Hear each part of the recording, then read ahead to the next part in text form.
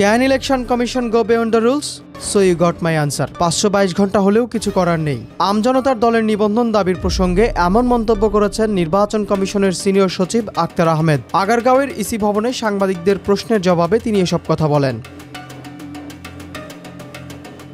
এদিকে রাজনৈতিক দল হিসাবে নিবন্ধনের দাবিতে টানা 123 ঘন্টা ধরে ইসির প্রধান ফটকের সামনে আমরণ অনশন করছেন দলটির সদস্য সচিব তারেক রহমান। তবে ইসি সাব জানিয়েছে অনশন বা রাজনৈতিক চাপের মুখে কমিশন আইন বহির্ভূত কোনো সিদ্ধান্ত নেবে না। অন্যদিকে সরেজমিনে দেখা যায় শারীরিক অবস্থার অবনতি সত্ত্বেও নিবন্ধনের দাবিতে অনড় রয়েছেন তারেক রহমান। আগারগাঁওয়ের ইসি ভবনের মূল গেটে স্যালাইন হাতে তিনি শুয়ে আছেন।